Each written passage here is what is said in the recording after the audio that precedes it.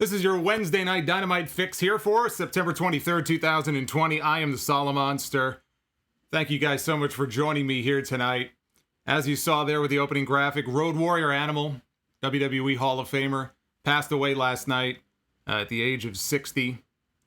Both Road Warriors now gone. Hawk passed away in 2003, and now here in 2020, we lost the other half of the Legion of Doom. Passed away on his wedding anniversary. If you go to Road Warrior Animal's Twitter, his last tweet was a picture of his wife. I believe they may have been off somewhere celebrating their anniversary. Here 1 minute, gone the next. It's been a rough year for wrestling. If you are a wrestler, or if you are a wrestling fan, when you think about all the people, all the legends that have been lost, Kamala, Howard Finkel, we had Bullet Bob, right? Bullet Bob Armstrong passed away. Rocky Johnson, The Rock's father, which I believe was earlier this year. Shad Gaspard. I consider him a legend as far as a legendary human being for what he did. So I would lump him in there. And a lot of people who have passed away. And now Animal is on that list as well. And, you know, I spent a good chunk of the podcast back in May talking about the Road Warriors after the Road Warriors special aired on Dark Side of the Ring. I did a whole review, half an hour. It's on the YouTube channel, actually, if you want to go back and check out the whole segment. And Animal was interviewed for that episode. He was interviewed for that episode, and we got to hear a lot of Road Warrior stories. And it's hard to argue, you know, the greatest tag team of all time. Certainly one of the most, if not the most decorated team of all time. These are two guys who put the fear of God into you. Whether you were an opponent of theirs, especially some of those enhancement guys that they wrestled on those studio shows back in the 80s. So whether you were a wrestler, whether you were a young fan like me. And look, when I was a young fan, I watched more Demolition than I did LOD. I saw LOD more, obviously, when they came to WWE in 1990, but, you know, I would see them on the magazines with the face paint and the chains around the neck and everybody knew who they were. They were all over the place, and they had that look with the mohawk and the face paint and everything, and the spikes, the spike shoulder pads. I mean, they looked like a bunch of badasses because they were. And they're the only team in history to be NWA, AWA, and WWE Tag Team Champions. Nobody could ever do that again. There's a reason they call it the Road Warrior Pop. Even to this day, you'll hear wrestlers use that expression, oh, we got the Road Warrior Pop. Because these guys were popular wherever they went. Whether it was the NWA or WWE or overseas in Japan, wherever it may have been, these guys were big stars pretty much everywhere they went. And unfortunately, it's too bad, you know, Hawk and Animal. I don't know. It's too bad they don't really make tag teams like that anymore. I mean, I could go on and on about tag teams. You know, now we got to watch on Monday nights. We got fucking Teabag and Slap Dick or whatever the hell. It's not the same. It is definitely not the same. But I'll have more to say about the Road Warriors this Sunday on Sound Off 671 as we get more information as well about what happened. But again, my thoughts are with his family. I know his son, you know, played football there for a while. His brother, John Laurinaitis, so... You know, he had his hooks pretty good in the industry, a lot of friends, and it was a big loss. It's a big loss for the wrestling business today. Like and subscribe this video if you would be so kind. I would appreciate that. Your super chats are always appreciated. You're going to see them popping up on your screen throughout the night. I will read each and every single one of them when you send them in. And you'll find the special donation amounts down below in the description if you are interested in one of those. Hopefully no internet issues like we had last week. So far, so good, but I don't want to jinx it. We had a little hiccup, little glitch in the Matrix last week where just for like a couple of minutes, the internet went down. My lovely Fios went down. And I had to restart the whole stream, so hopefully that doesn't happen. If it does, just be warned, I'm not going anywhere. So if anything happens, just stick with me. Reload, refresh the page, I'll start a brand new stream. But again, we should be good to go tonight as far as that goes. You know, a few months ago, when I heard about the changes earlier today to tonight's Dynamite, because there were some big changes to tonight's Dynamite episode. One event that took place changed a lot of what we saw on the show tonight. Changed the main event. And that involved Lance Archer, who I'm going to talk about here in a second. But it was only a few months ago, Eddie Kingston, who's been around forever. I mean, Eddie Kingston, he talked about it on the show tonight, right? 18-year career. A few months ago, Eddie Kingston had to sell his gear. Just so he can make mortgage payments on his home. Just so he can keep a roof over his head. The pandemic has hit people in a lot of different ways, and that's what he had to resort to. And here he was live tonight on TNT wrestling for the AEW World Championship in the main event. Now, I can't think of a cooler story than that. That's pretty cool. And I felt pretty good for him that he was able to be in that position. But the reason this all came about is because Lance Archer was not on the show tonight. Lance Archer was scheduled to team with Brian Cage and Ricky Starks to take on Jon Moxley, Darby Allin, and Will Hobbs. This was going to be a big moment for Will Hobbs. He's a star on the rise. They just signed him to a contract. He's a very impressive guy. This was going to be a big moment for him. And unfortunately, it did not come to be, although we did get to see Will Hobbs at the very end. But that was supposed to be the main event tonight. Well, things don't always work out according to plan. And what you see on your screen there is a tweet. Tweet from the Murder Hawk Monster. See, a guy that calls himself the Murder Hawk Monster. Should he be tweeting? I'm not so sure he really should be tweeting. But he did tweet late this afternoon, 4:30, in fact, in the afternoon. He said, "When I returned home from our last show, a family member was ill.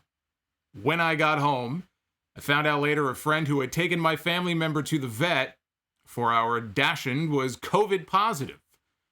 While at home now, I've also gotten sick and tested positive. I feel okay. Expect to see me in 2 weeks." Actually, let me bring that up to the front. There we go. that poor guy in the X-Pac rules sign was being hidden. Who doesn't want to see a good X-Pac rules sign? That was the one guy. All these years, that was the one guy. But anyway, that was the tweet from Lance Archer.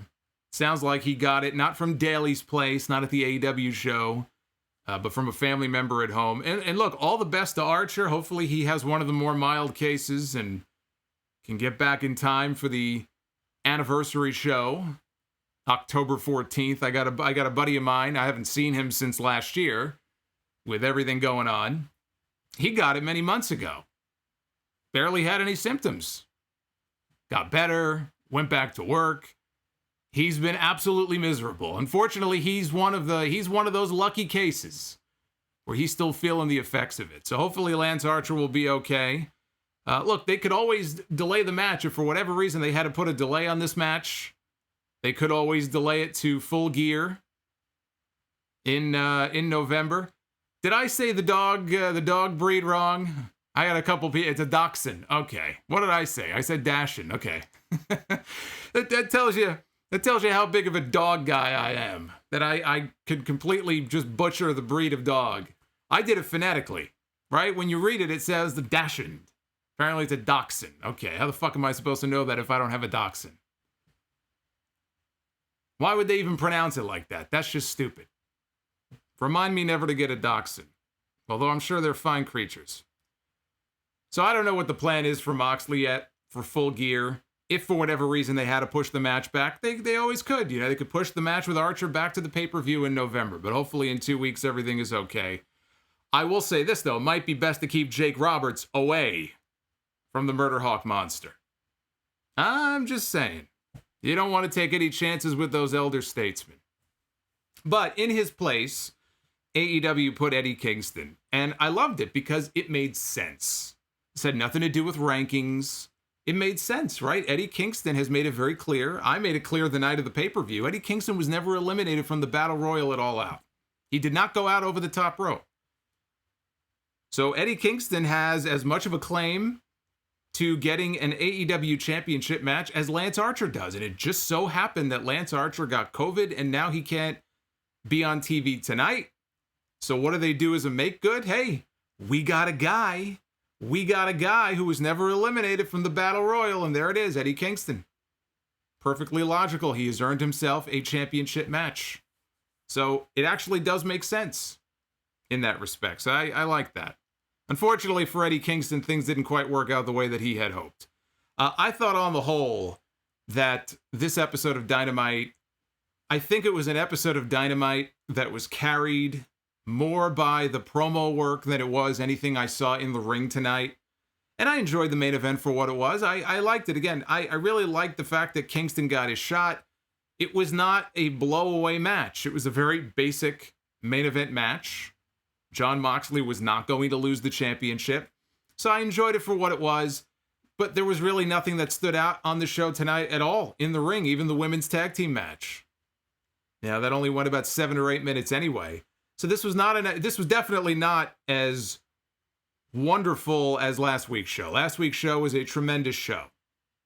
This week was not one of the best shows all year, but it was carried more, I think, by the promos. It was carried more by some of the work on the microphone. So that's kind of how I would compare this show to last week. Now, before we even get into the show tonight, this was not the only episode of Dynamite that aired this week on TNT. Last night, there was an episode of Late Night Dynamite. This was taped in the event that Dynamite got preempted last week. They would have something to put on the air. So this was already in the can. It didn't really advance any storylines or anything. It was just a show for the sake of doing a show. It was an hour long. All that being said, this aired at 12:30 in the morning when the NBA game was over last night. So technically this morning, Late Night Dynamite went on the air. 12:30 in the morning. The show did 585,000 viewers at 12:30 in the morning. It's pretty good. I'm no TV executive here, but that's a number that TNT has to be happy with. And they charted 9th on all of cable for the night in the demo. 585,000 viewers for a throwaway hour-long episode of Dynamite at 12:30 in the morning. It's pretty good. So, good for AEW. Scorpio Sky beat Ben Carter. I wasn't really all that familiar with Mr. Carter. Very good match. This Ben Carter kid, I think, has a future. You're talking about the understatement of the year. He's got some talent. He's got some talent, this Ben Carter kid. That's all I was hearing about all day, Ben Carter. Ben Carter. Ben Carter had 2 very good matches yesterday. The other one I didn't see. The other one was on Dark.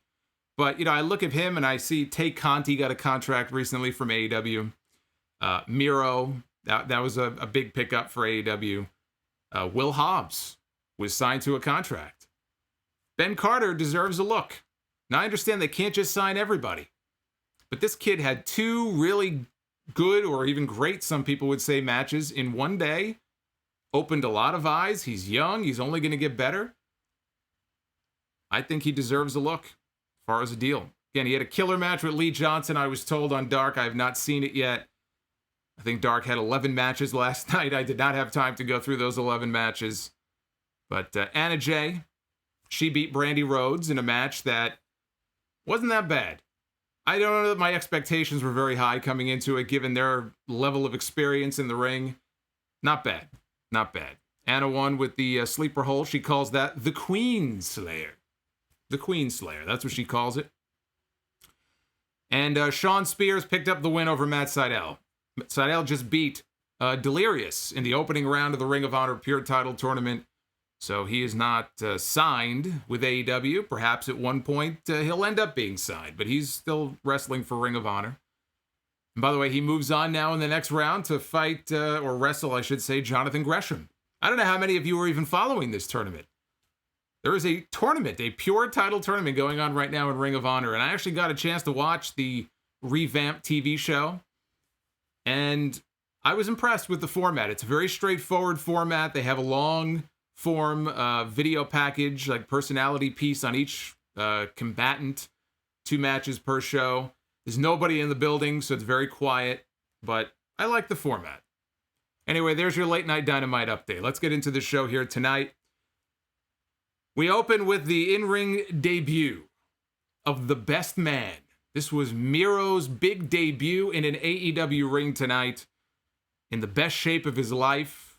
I have to give him a lot of credit for that. Miro looks like he is in the best shape of his career. He's even in WWE, he lost weight, he slimmed down, he toned up. But again, I think he looks great. He was tagging with Kip Sabian against Joey Janela and Sonny Kiss. That was the match here to open the show. This match turned into a sloppy shit show. The match was okay, and then it just hit a wall. And it was just downhill from there. The last few minutes of this match were sloppy. Sloppy is one word for it. It was not good. This match was no good. I mean, the match wasn't that great early, let alone the last few minutes of the match. But there was a spot where Joey Janela pulled the top rope down and Miro went flying out of the ring. And he came up lame, as if maybe he had an ankle injury, maybe he rolled an ankle. He was selling it very well, because for a while there I bought into it until he just stopped selling the injury, and I assume that means he's okay. But after that, it just seemed like things just fell apart. I mean, these guys are going, they're going 5 miles a second, doing dives and all these different moves. They're outside the ring. So this was a scary moment. They're on the outside, right? Miro has basically recovered from his injury. He's over by the barricade. And Kip Sabian comes running in. He's like, come on. And Sabian comes running in. And the idea, I guess, is that he's going to propel his partner. He's going to propel Sabian over the barricade and onto Joey Janela, who is in the crowd area. Well, in comes Sabian, and Miro gets him up. But, sometimes when you go to imagine trying to back body drop somebody, but you don't quite get them over. So now they're awkwardly stuck in the air, and you don't want to kind of drop them on their head. Well, that's kind of what happened to poor Kip Sabian. I think the idea was that on the other side, we really didn't get a good view of it camera-wise. Janela was supposed to either kick him or punch him in the face on the way down, and maybe he did. But it looked like Sabian took a header right on the concrete. You could hear Janela, are you okay? Are you okay? And I guess he said he was okay, and Janela went off to move on to the next spot. But that was scary. Match ended with the camel clutch by Miro to Sonny Kiss. Got the submission win. Jim Ross on commentary says, I think he calls it the accolade. And Excalibur very quickly batted that down and said, no. I believe he calls it game over. Excalibur with images of lawsuits in his head. No, it's called game over. So that's the new name of the move. I thought this was terrible. Look, I am all for Miro showing more of his personality. When he first debuted on the show, I was trying to look at the positives of him being associated with Kip Sabian. I don't really look at it as elevating Sabian, because Miro's going to do this for a while. He's going to move on, and Sabian's going to be exactly where he is. But Miro could be a much bigger star than the spot that he's in. But, you start him out like this, and maybe he gets to be a little funny, and he can show off some of his personality that maybe he didn't have a chance to show off in WWE. All right, I'm kind of looking at the positives of it. I'm watching this guy in the ring tonight, next to and working with Joey Janela and Kip Sabian and Sonny Kiss. And he just looks so out of place. Like, what is he doing in this match? That's when it really hit home to me. And then when the match started to fall apart, I said, boy, he doesn't need the stink of this on him. This is just breaking down here. But he didn't feel like he belonged in that spot. This would have been a better spot. AEW has any number of talented young guys on that roster. You see them on Dark every week. You saw some last night. You put them in the ring with Miro, and you give Miro a few matches like that. Let them sell for him. Let him turn some people inside out. Let him kill some people on TV and really build himself up. He could be, I'm the best man. But when he's in the ring, man, he's right. He's on point, and he's going to kill you. That would have been a better way, I think, to introduce him in the ring. This, in hindsight, turned out to just not be such a good idea. This was not a good match. And I don't know that he should be doing this for much longer. Let's get to the wedding. He'll be the best man at the wedding. And then I think he needs to just go off on his own. Because the more that he's associated with people, I think, at this level, he's not going to bring them up. They're just going to bring him down. And he could be a much bigger star than the position they had him in on the show tonight. So, not a fan of this. Eddie Kingston marches down to the ring. He didn't waste any time. Miro is still walking back through the tunnel. Here comes Eddie Kingston. He blows right by him. gets in the ring, cuts a promo about talking Moxley used to be cut from the same cloth as him, and then Moxley sold his soul to the devil to go off and become a sports entertainer. He goes, "Where are you, sports entertainer? Where are you?" Out of the crowd comes Jon Moxley, and they go nose to nose, and a bunch of security goofballs separate them. So that's how the show should have started. You should have started with a hot Eddie Kingston promo, talking about how I've been waiting 18 years to get my shot. He could talk about the fact that he was selling his gear to pay his mortgage a few months ago. He had an opportunity. He took it. Tonight, it all culminates in this. He's going to take the championship from Moxley. He and Moxley, no strangers to each other. They've wrestled multiple times on the indies going back probably, 8, 9 years, 10 years probably. I would have started the show. I probably would have started the show with a microphone in Eddie Kingston's hand. That's never a bad way to start a show. Beginning, middle, and end. Kenny Omega was back on commentary again this week for Hangman Page against Evil Uno. I'm not really sure, if Kenny Omega doesn't want to have anything to do with Hangman Page, why the fuck is he coming out to do commentary for his match? What, is Tony Khan telling him you have to do this or I'm going to fire you? I mean, what is this? He clearly wants nothing to do with this man. Excalibur made it clear last week that it was supposed to be a tag team match. It wasn't supposed to be one-on-one, Hangman against Scorpio Sky. It was going to be Hangman and Omega against SCU. And Omega said, I don't want to do that. Same thing this week. Excalibur said they were offered the tag team match. It was going to be Omega and Hangman taking on the Dark Order. Omega said no, not interested. So instead it was one-on-one Evil Uno against Hangman Page. But it's like, if that's the case, then why are you doing commentary for the match? You could turn down the match, but not the commentary gig. And the thing is, this was exactly the same thing that they did last week. It was no different. Kenny was just talking. I don't even know what he was talking about. He was just sort of out there, just not really having much of anything to say. So they ran the exact same angle they did last week. I'm a singles guy now. I don't want to be a tag team guy, but yet I'm out here doing commentary for my tag team partner's match. Okay.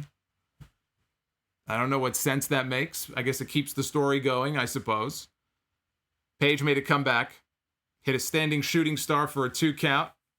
Evil Uno hit a senton atomico for a 2 count. And Page hit a buckshot lariat for the win. And Kenny Omega on commentary, he sounded surprised almost that, he's impressed and almost surprised that Kenny was able, or Hangman was able to pull out the win. And that was it. So no real storyline advancement here at all. I'm not really sure what the point of this was other than just to get the two of them on the show.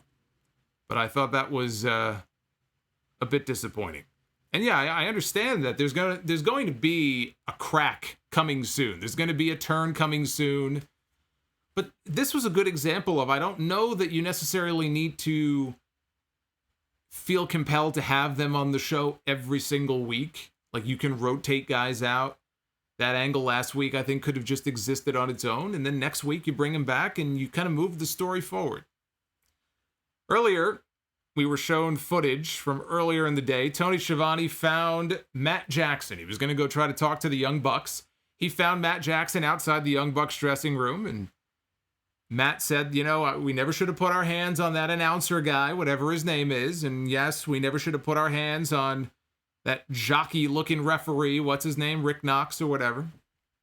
He said he hopes that people can sympathize with them. They've lost title opportunities. They've got fractured friendships that they've had to deal with recently.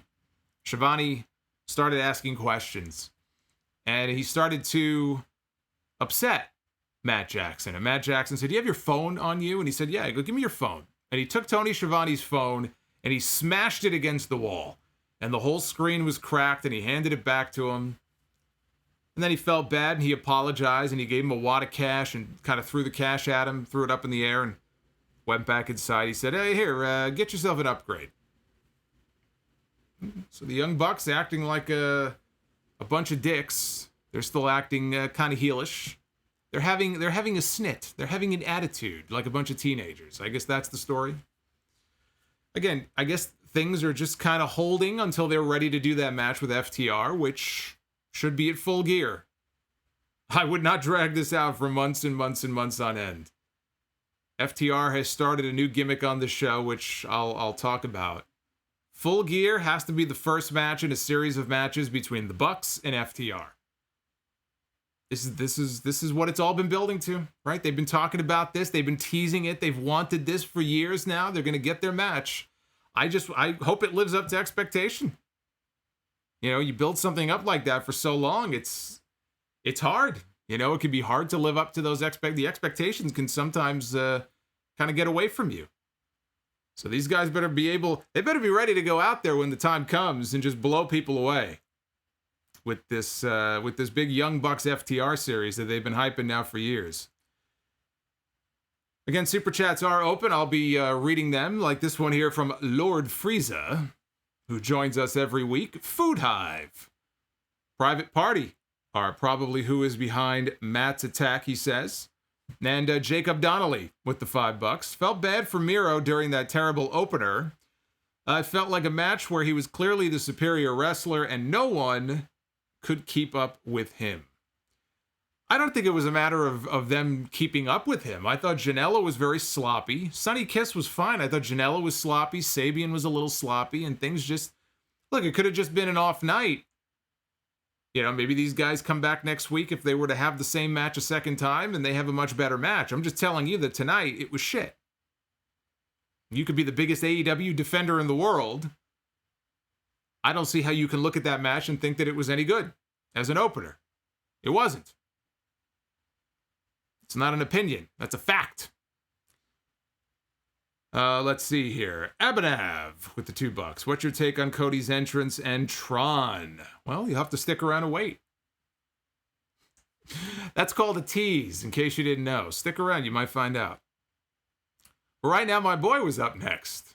The one that everybody loves to compare me to, Orange Cassidy. Orange Cassidy was up next. He was challenging for the TNT Championship against Mr. Brodie Lee. This was Orange Cassidy's, I believe, first title opportunity in AEW. So this was a big spot for him to be in. Taking on the leader of the Dark Order, the Exalted One. Orange Cassidy placed his sunglasses on Anna Jay before the match began. Hey, shoot your shot. That's all I'm going to say. If I were him, I'd be doing the same thing. I'd be giving her my sunglasses. I'd give her whatever she wants. She didn't seem too happy about that. Orange Cassidy early on hit the pocket dive, hands in the pockets, diving out of the ring onto the Dark Order, but they all caught him. Like a mosh pit. They caught Orange Cassidy, and that was for Brodie Lee to do a dive of his own out of the ring. More fucking dives. You know what I think I'm going to do? I don't even know logistically how or if I could even do this, but I got to start like a dive counter on these shows and put it right in the corner of the screen. And as I go along in my review every week and I talk about these matches, every time I mention the word dive, you hear like a ding, and the number goes up. I don't think there's any way for me to really do that where it goes up in real time while I'm streaming, but that's my idea. That's what I'd like to do. Every time I say the word dive, or if I'm Excalibur, you know, Tope Suicida. Laps. It's more Josh Matthews than Excalibur. Brodie Lee was having his way with Orange Cassidy. Referee Paul Turner was checking on Orange Cassidy. He looked like he was dead. He was out on his feet. Brodie Lee would try to pick him up. Orange Cassidy would fall down. So Paul Turner, he looks over at the doctor. He looks over at Dr. Sampson, the ringside doctor. And Dr. Sampson says, he looks like he's good to go. And I'm thinking to myself, really? Is that who we're relying on now? I sure hope he is. Turns out he was. Orange Cassidy was playing possum. He knocked Brodie out of the ring. More dives. He fights back against the Dark Order. Dweebs on the outside. So now Orange Cassidy is rocking and rolling here. He's a house of fire. He's taking everybody out. He hits not one but two tilt-a-whirl DDTs to Brodie Lee. And he gets Brodie up for an air raid crash. Only gets a 2 count out of it. So Cassidy is setting up for the Orange Punch. He's setting up for the Orange Punch. John Silver jumps in, takes the bullet for Brodie Lee, and Lee connects with the discus lariat for the win. Match was okay. It really was just there for what came after. This was all to set up the big angle, the big return, when the match was over. Oh yes, we got a big return. The lights went out. We haven't seen them use that gimmick in a while. We know they love that. Lights go out. Gets all dark in Daly's place. And then we see a Tron. It looked like blood. I don't know. Waves of blood. I thought maybe it was orange juice. The Orange Cassidy. So it looks like blood, I guess, because in his theme song, he talks about the bloodline or whatever. I don't know. It was just a weird video. It didn't really mean anything to me. There's this kind of epic, almost like a film score type music that starts playing, and that leads right into Cody's music. Yes, indeed, the judge from the Go Big show made his return to Dynamite tonight. I guess his reality show or competition show, whatever you would call it. I guess they're done filming. Weren't they keeping everybody in like a bubble in a hotel or something for the duration of the filming? I think they were. Well, Cody is out of the bubble. And he is back.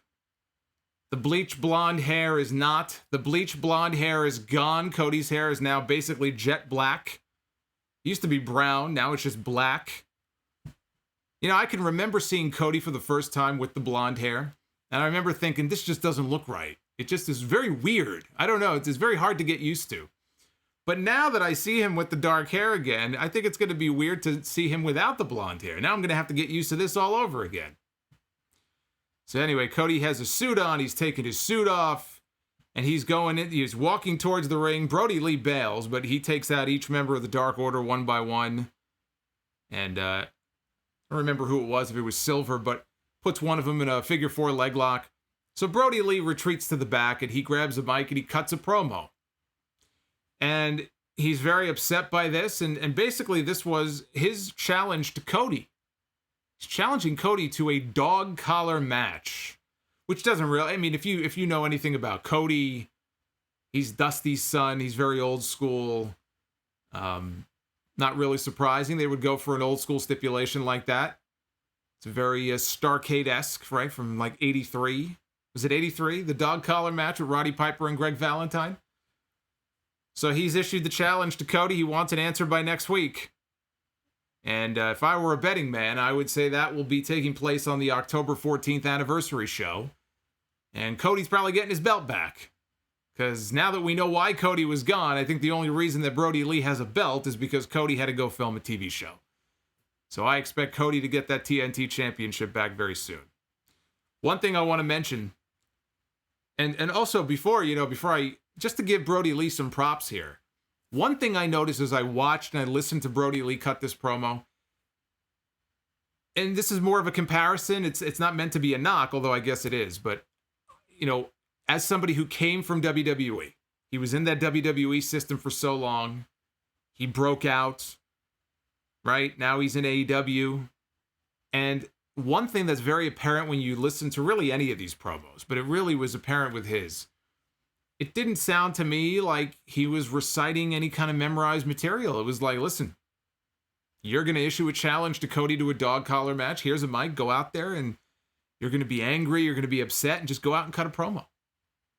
It actually sounded like someone who would probably be saying something like this in real life with real speech and real, like, you know, talk like a real human being. So that's one of the things I kind of liked about it. It just didn't sound forced or rehearsed to me. And this is the Dark Order. He's the leader of the Dark Order. The Dark Order is a faction where they've cut promos before that don't sound like any normal person would talk like that. So I appreciated that. That's why one of the reasons why I liked his promo so much. But I did want to mention this little preview of what's to come on Sunday. I'm going to be live tomorrow, and I'm going to be live again on Sunday after Clash of Champions. And you guys got a few more days to enter because this is going to be bonkers. This is the WrestleRumble.com. It's the NXT Gold Rush raffle, the Gold Rush giveaway. $1 is what it costs to enter on WrestleRumble.com. All those belts you see on your screen right now, one person, not 8, one person will win all 8 of those championship belts. That's insane. That's going to be quite the FedEx delivery, let me tell you. You don't have to pay anything for the delivery other than the $1 to enter. So you got until Sunday night. I'm going to be hosting the live raffle during my stream on Sunday. I'll pick the random winner. It could be you. You could be getting those 8 belts. So definitely go ahead and get in on that. I'm pretty sure that's the biggest giveaway they've ever done. I think he's nuts. I've told Wrestle Rumble this. I said, I think you're out of your mind. But I hope you get a lot of entries because that is insane. I just wouldn't want to be responsible for packing all 8 of those belts. I think that's more insane than anything else. But anyway, WrestleRumble.com, that's the place to go. Take a few more super chats here. Ace Finity says, rest in peace, animal, indeed. Random Human, who was, I think, crowing in the chat a little while ago. You guys got to understand here, I'm live on the air. So I'm trying to do 50 things at once. I'm not reading the super chats right when they come in. I will get to every single one of them. I promise you, I want all of them. I will read every single one of them, but you got to bear with me here. I'm doing a live show. I wish I could clone myself. We'll have like the dual screen going. It don't work that way. It doesn't work that way. If you could ever figure out how to do that, by the way, tell me. I would love to know. But Random Human, I did not forget about you. What UFC star except Connor would you want for AEW or WWE? The answer is none. I don't really give a shit about bringing in any MMA stars. There's no one MMA star out there right now that I give a shit about enough that I would want. Oh, I have to see this person. I hear Daniel Cormier is interested in going to WWE. Daniel Cormier seems like a very nice guy. And Daniel Cormier is a big wrestling fan. I think he was actually at WrestleMania that I went to in Santa Clara. 31. There's like video of him celebrating after Seth Rollins cashed in Money in the Bank, and he was like a kid in school, man. He was like jumping up and down. He was all excited. So I could appreciate that. But I have no interest in bringing in any one particular star. You know, Connor, I don't give 2 shits about Connor. I think Connor is just a shitbag. So fuck that guy. John Jones, another waste of space. Talent, one of the most talented fighters they've ever had, but just a complete waste. So yeah, that's not the question to be asking me. Jackalope Music with the $5, thank you. Joel, love listening, keep up the good work. And Hulkling93, despite their talent, Ivelisse and Diamante's Dynamite performances have left a lot to be desired. Well, it kind of did tonight, right? It wasn't really that spectacular of a match. But I think there's blame to go around there. But you're right. I mean, they have yet to have that one big kind of blow-away match on TV. And you wonder how many more chances are they going to have? We've gotten a lot of announcements about people being signed to contracts lately. We've had no less than 4 or 5 different contract announcements in the last month or so. Nothing about Diamante and nothing about Ivelisse. Which is one of the reasons I went off on Ivelisse on the podcast after what happened last week. And all the stories and the rumors and that gif of her just kind of sitting there and not caring. I'm like, does this woman not understand? This could be her last shot. You got to take advantage of that. And she's just throwing logs on the fire. I mean, you can't be doing that. Can't be doing that. Matt Hardy is out next with Private Party. And today, everybody, was Matt Hardy's birthday. Today was Matt Hardy's birthday. I was going to sing happy birthday to Matt Hardy, but I'll spare you. Happy birthday to Matt. And I hate to say this on his birthday, but your music sucks. Please change it. Happy birthday. He said that he was attacked last week. He got hit in the knee. Remember that? Doesn't know by who, though. I thought it was assumed that it was Chris Jericho. Chris Jericho showed up right after. He had a bat in his hand. You put 2 and 2 together. But he didn't see who did it. They were wearing a mask, and he knows he was hit either by a bat or a pipe or a piece of steel. How convenient that Chris Jericho showed up with a bat in his hand. So he says, as of right now, Jericho is his primary suspect. Jericho is the primary suspect as far as being the one who hit Matt Hardy. It's a whodunit. It's a whodunit here in AEW. He says Jericho wants to be known as the million-viewer man and the demo god, but he'll always be known as an asshole. And that brings out Chris Jericho. He blamed Matt for Sammy Guevara not being here the last few weeks, but then, lo and behold, who should show up but Sammy Guevara. So Sammy is back. The inner circle is whole again. Jericho says, look, I didn't attack you. It wasn't me. But I'd be more than happy to do it right now. And Matt Hardy is ready to throw down. He gets all fired up. He goes, you want to do this right now? I'm not cleared, but you want to do this right now? And then he gets stopped by Mark Quinn. This was Private Party's time to shine here on Dynamite. We've seen a lot of Private Party matches. We've seen very few, if any, Private Party promos on AEW television. And that changed tonight. Mark Quinn took the microphone. He said, look, Matt, take all the time you need to heal up. Take all the time you need to get cleared. We got this. And he turned to Chris Jericho and he cut a promo on Jericho and talked about him ambushing his brother here, ambushing Isaiah Cassidy. He didn't get a lot of time to speak. Cassidy took the mic out of his hand. This really was not a Mark Quinn promo. This was an Isaiah Cassidy promo. And Isaiah took the mic and he says, I got this. He says, look, in his match with Jericho, nobody expected him to win, but he came close. 2 different times, he says. He came close to beating Chris Jericho. He says, what if?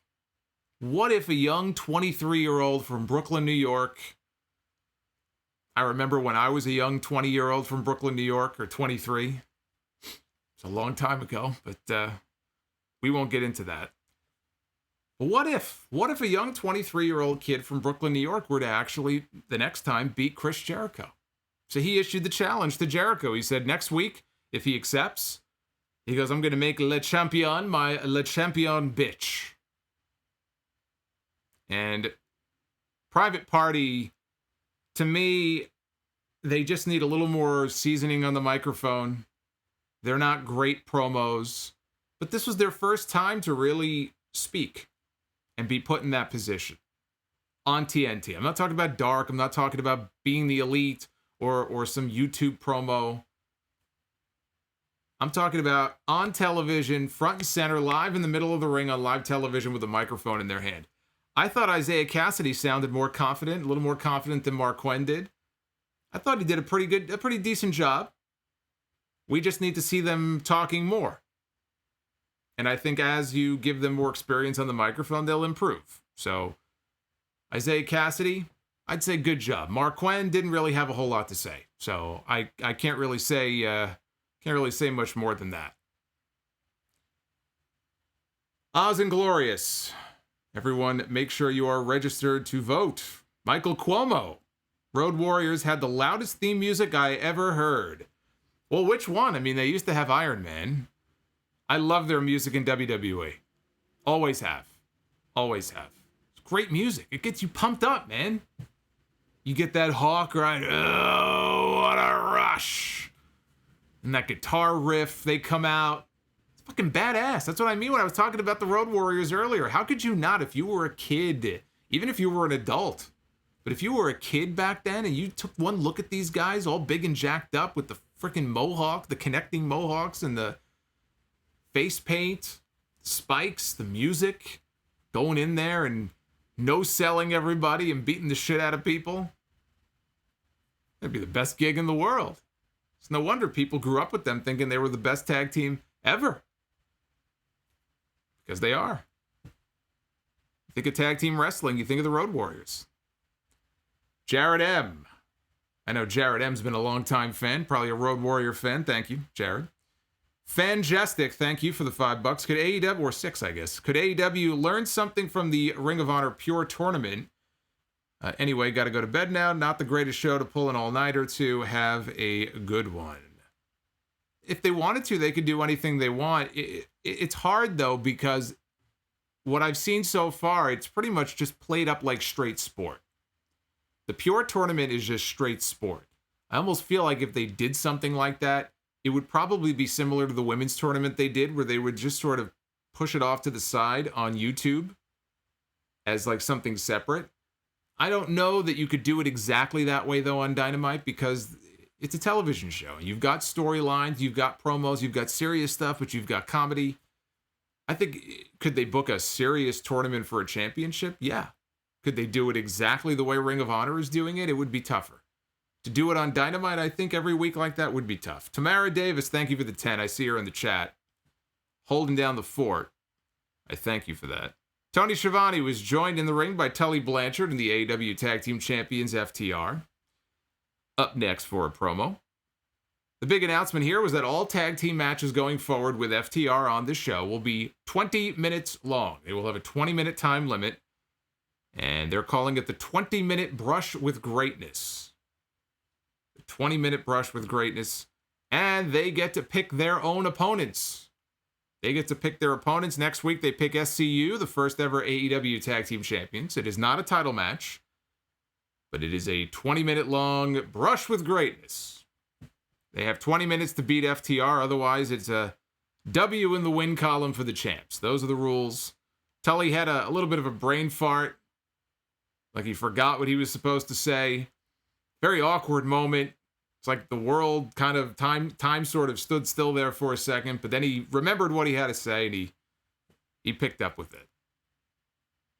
Best Friends came out coming off their fantastic parking lot fight last week with Santana and Ortiz. Trent wanted a throwdown right now for 20 minutes. He goes, hey, you want 20 minutes? Let's go. Let's do it right now.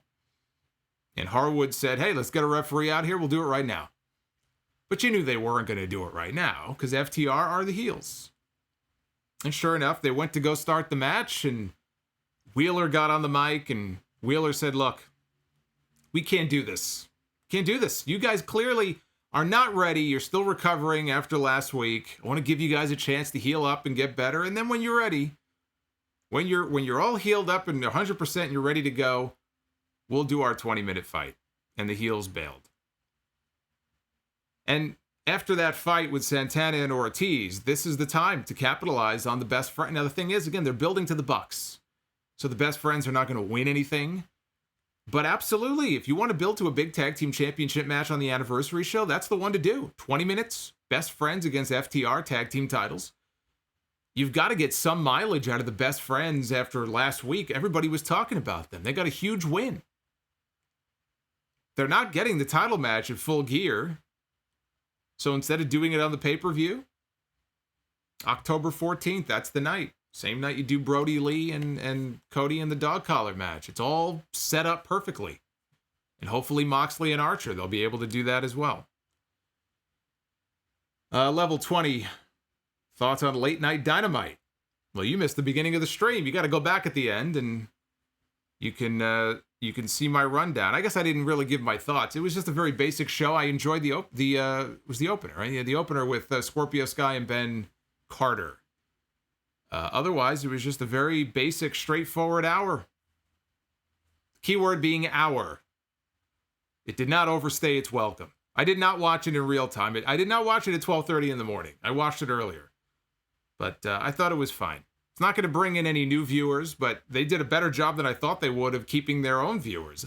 To me, that just speaks to the loyal nature of the AEW fan base, that you had almost 600,000 people tuned in at 1 o'clock in the morning watching an hour of Dynamite that really didn't have any sort of storyline implication at all whatsoever.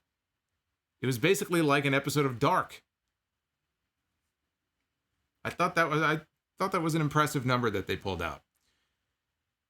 EJ, have you ever seen Butch Cassidy and the Sundance Kid? I love it. And Hangman Page kind of reminds me of Paul Newman and Robert Redford in that movie. You know, I have not. I'm well aware of it. I have not ever seen Butch Cassidy and the Sundance. You people are going to look at me like I'm in a bubble. I've never seen Butch Cassidy and the Sundance Kid. And to this day, I've seen certain scenes. I've seen the horse's head and all that. I've never seen The Godfather. I've never seen The Godfather Part 2. I've never seen The Godfather Part 3. Back then, it was like, the movie's too long. I'm not going to watch it. Not interested. I just never actually sat down and watched the full movie from start to finish. I actually have a list of movies that I have, like a watch list, that I've started going through them. And I'm doing pretty well so far. I'm actually through 3 movies this week that I had never seen. And I'm ashamed to say that as a John Carpenter fan, but I had never seen In the Mouth of Madness. I'd never seen The Fog. And the third one was I never saw New Jack City. And I'm happy to say that in the last week, I've seen all three. And I enjoyed all three. I really like The Fog. I like The Fog more than In the Mouth of Madness. But anyway, yes, I have a lot of movies on my list that I have to watch. I know Godfather Part 2 is considered, I think, better than the first one, right? Like the greatest sequel to any movie ever. That's what I've heard. I say it's Terminator 2, but I guess I haven't seen it, so I can't say for sure. Hikaru Shida and Thunder Rosa against Ivelisse and Diamante. A lot of controversy coming out of that match last week with Thunder Rosa and Ivelisse for the NWA Women's Championship. Everybody talking about the women shooting on each other. I looked at it more working stiff. Working stiff and shooting are not necessarily one and the same. That does not mean they are the same thing. I think sometimes people tend to confuse that. But there was a lot of controversy. There was that one horrendous spot where Thunder Rosa gave Ivelisse a snapmare out of the corner. And Ivelisse she's just sitting on the mat like, all right, can we get on with this? Like, she looked like she would rather be anywhere else in the world. And that, to me, is just unprofessional. You can't be doing that.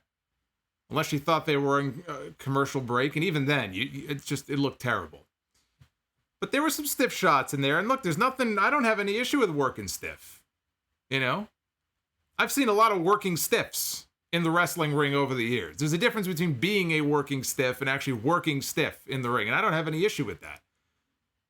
Hey, the more real it looks, the better. We don't get enough of that these days. But everybody was probably watching this match. What's going to happen when these two are back in the ring together? Well, it was more of the same. I mean, there was nothing that really jumped out at me. There was no shooting going on, but there were definitely some stiff shots thrown in there. I thought by all the women, not just those two. I get the sense that the two of them really don't like each other. But I did not see anything this week that would lead me to believe that, you know, they were shooting. They were going into business for themselves. People want drama. They want controversy. And to me, there really was none here. It was a 7-minute match. I thought the coolest part was Rosa coming out with the Road Warrior Animal face paint on. That was pretty cool. She did that in tribute to Road Warrior Animal. I thought that was a very nice gesture on her part. There was one awkward moment early in the match. There was a miscommunication between Diamante and Ivelisse, where Ivelisse was the legal woman she had tagged in. There was some flurry of offense. Diamante went for the cover. And if you watch Ivelisse, she goes to leave the ring and she's like, wait a minute, I'm the legal person. And she turns around and then the referee says to Diamante, yeah, you got to get out of here. So that was a little weird. Diamante grabbed Shida. She was calling for the finish. So she hops up on the back of Shida as if she was getting into position for a code red, right, or a destroyer. And Rosa comes into the ring and grabs Diamante and puts her on her shoulders and hits a Death Valley driver. And after that, Shida, she hit the Falcon Arrow. She had the match won. In comes Ivelisse to break up the pin. Rosa grabs Ivelisse. They fight out to the floor. Shida hit the running knee and gets the win. This really it wasn't anything special. It really wasn't anything special, but clearly they are building to something with Shida and Rosa. I have to think for the NWA Women's title. We've already seen the AEW Women's Championship at stake. Shida won. Could they do an NWA Women's title match on another show? I mean, NWA is not really running any shows. There's NWA titles being defended in this new weekly pay-per-view series, but it's kind of a mix of different independent matches. It's called Primetime Live. I don't see the benefit of doing the match there. There's no benefit for AEW in doing the match there. The benefit would be to get as many eyeballs as possible on this match. The only way you're going to do that is to put it on TNT. And so I come back again to the anniversary show. You do an NWA Women's Championship match with Thunder Rosa probably getting her win back and defending her title against Hikaru Shida. They had a very good match at All Out. Run that match back on the anniversary show. You got to get every title on that show. That's got to be a big night. It's your 1-year anniversary. And there's no other women's challenger right now for the AEW title being built up. They're still teasing something with Shida and Rosa. That's the time to do it. And as far as Ivelisse and Diamante, we're still waiting for that one really great match. But every week, you got to pay attention to that. Every week that goes by that we don't get the announcement that Diamante is all elite or Ivelisse is all elite, it's very suspect. They're signing a lot of people. These two women won their women's tag team tournament. They walk around with those little medals they won, right, for the Deadly Draw tournament, and they have not been signed. Every week that goes by that we don't get the announcement of them being signed makes me wonder about their future. Rodimus Prime, thank you for the $20. That's awesome. Thank you, sir. Dried chicken without flavor with the 10, which is almost as awesome. It's half as awesome. Half as awesome as 20, but still pretty cool. Thanks for the shout out on your G1 Climax review. I'll take the ribbing from last week after watching. Well, I do it with love. You know that. I do it with love. After watching night 1 and 2 of the G1 and cutting down my favorites and dark horses, I will reveal my pick tonight. Wow, drama here on the stream. This guy knows how to build a cliffhanger. Kelly Sullivan with the 5. I felt like they should have introduced Miro in the spot that they gave to Will Hobbs. Well, that depends. I mean, do they want Miro to be cheered or do they want Miro to be a heel, which is kind of what he is. If he's aligned with Kip Sabian and Penelope, I mean, people would, like, if they had a packed building, people would be cheering for Miro no matter what.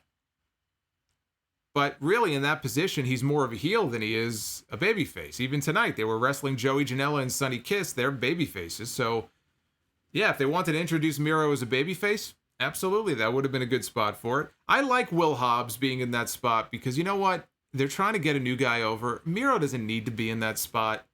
You could have introduced him any number of ways without him taking a spot away from somebody they're trying to build up. So I like that. I like that they put Will Hobbs in that spot. Even though they ended up not doing the match tonight. But give him some shine. If they see some star potential in him, yeah, you get all these comments from people, all they do is bring in ex-WWE guys. Well, Will Hobbs is not an ex-WWE guy. Will Hobbs could end up being an AEW guy. And if you see a lot of potential in him, then you should put him in a big spot and see if he sinks or swims. It's a good spot for him to be in. Magician Sapphire, it's good to have the lights go out on a wrestling show and see a wrestler that you actually love make an appearance. And Ryan Spies, John Silver is better than your favorite wrestler. John Silver is quite good. John Silver is very good. We had a segment with Chris Jericho and MJF. Jericho accepted the challenge of Isaiah Cassidy for a match next week. MJF interrupted his promo in the back. Last time we saw these two together, if you remember, was that awesome segment where the Escalades pulled up. They both came out. They were doing the Mutual Admiration Society thing. They each walked off, and we had a camera shot of each guy. And behind their backs, they're calling each other a loser. They're insulting each other. So that came up here in the promo. MJF wanted to know, why'd you call me a loser? Chris Jericho wanted to know, why'd you call me a loser? So then, anyway, they ended up claiming that, no, we were talking about somebody else. And they ended up kissing each other's asses again by the time this was over. And all was right, all was well between Chris Jericho and MJF at the end here. We need to see more Jericho and MJF on screen together. That's what we need to see. You know, I still don't think MJF needs a faction, but remember what he said last week. He's a lone wolf looking for a wolf pack. He's teasing that he's going to join a faction. Well, if he's buddying up to Chris Jericho, I don't really see a spot for him and Wardlow. I mean, the inner circle is kind of full. You know, Sammy Guevara kind of has the spot that maybe MJF would get, but part of me wishes they were together in the same group, even though they don't have to be. In fact, they probably shouldn't be. I'm just saying, selfishly, I think it would be very entertaining to get them in the same group together. Got to find a way to get them on screen. Maybe they could do like a podcast together. And then we have the main event. Jon Moxley defending the AEW World Championship against Eddie Kingston. 18-year veteran Eddie Kingston stepping in at the last minute with Lance Archer unable to wrestle. No six-man tag tonight as was advertised, but we got a title match instead. We were maybe a minute into the match, And we had ourselves a slap fest and a chop fest, and these guys were just brawling the way that you would expect these two to brawl. Brawling the way that they used to brawl on the indies, in ICW, and I think CZW, and some of these promotions on the independent scene. Kingston threw Moxley into the timekeeper's area before they went to picture-in-picture. Yeah, I gotta mention this. Jim Ross loves, right before they go to the picture-in-picture, he just loves, we're going to go to picture-in-picture in 3, 2, 1. Or we're going to go to picture-in-picture. You're going to love it, okay. I don't love it. The picture-in-picture sucks. And I hate that they do it. I would almost rather they just go to commercial. I hate the picture-in-picture. It feels like they take so many of them, too, on the show. And I could deal with a commercial, but there's something about the picture-in-picture and how they throw it to, just irritates the shit out of me. So they interrupted this match here in the main event with another picture-in-picture. One of the 8 of them, it felt like that they did on the show. We got a dive from Moxley. We got a suplex to Kingston out on the floor. Back inside, pile driver by Jon Moxley connects. Eddie Kingston just barely gets his foot on the bottom rope to break the count. Yes, Darlene says Jim Ross gets way too excited for picture-in-picture. Well, he used to get more excited for Skittles. Remember the Skittles plugs on Raw? That was at least entertaining, but these picture-in-picture things, it's like, I don't know. It just, these lame lead-ins into the picture-in-picture, it is very annoying. We got 2 backdrop drivers by Eddie Kingston. He got a near fall out of that. Jon Moxley blocked a spinning back fist. Kingston threw. And he put Kingston in a sleeper hold, transitioned it into the same bulldog choke that he used to beat Brodie Lee back at Double or Nothing. And he put out Eddie Kingston. Eddie Kingston did not give up. Eddie Kingston did not tap out. He passed out. The referee called it. And Jon Moxley retains, to the surprise of no one, Jon Moxley retains the AEW Championship. The Lucha Bros immediately came out. They gave super kicks to Jon Moxley. Stereo super kicks to Jon Moxley, and that brought out big Will Hobbs. Now, Will Hobbs got screwed, unfortunately, out of a big spot in that 6-man tag tonight, but they sent him out there. He was coming out to make the save for the world champion. Now comes Will Hobbs. One thing I love about Will Hobbs that I've seen so far, Arn Anderson, who works for the company, should be very proud. Will Hobbs has maybe the best spine buster right now in all of wrestling. And FTR, they have a pretty good one too. I think it's Harwood. Is it Harwood? I think it's Harwood. Will Hobbs, his spine buster is magnificent. And he's a big guy too, so he can really put all that force behind it. So he hit a massive spine buster to Phoenix, but he ended up beating double super kicks as well. Here comes Darby Allin, skateboard and all, and he takes out Pentagon, he takes out Eddie Kingston. Ricky Starks comes in. Ricky Starks sneaks up behind Darby Allin, turns him inside out with a spear. I mean, he cut this dude in half. And the show went off the air with the heels standing tall. Taz came out, and we had Ricky Starks out there. We had Eddie Kingston and his boys, Pentagon. They got all the baby faces on the ground, dead. They're dead bodies on the ground. And that is how Dynamite went off the air tonight. Next Wednesday, it is Chris Jericho taking on Isaiah Cassidy. FTR takes on SCU in the 20-minute challenge. We're going to get the Ricky Starks, Darby Allin singles match. I've been waiting for that. We're going to get it next week. They mentioned October 7th on Dynamite. They're going to be celebrating 30 years of Chris Jericho's in-ring career. And then, of course, Moxley and Archer on the anniversary show October 14th for the, hopefully, fingers crossed, hopefully for the AEW Championship. And what I would have to assume will be the dog collar match on that show, probably between Cody and Brodie Lee, but we don't know. Cody has 1 week. We'll hear from Cody next week as far as whether or not. I wonder what will happen. Maybe he'll say no. I'm too scared. I'm too afraid. What the fuck do you think he's gonna say? He's got 1 week to respond. As if there's any doubt about what he is going to say.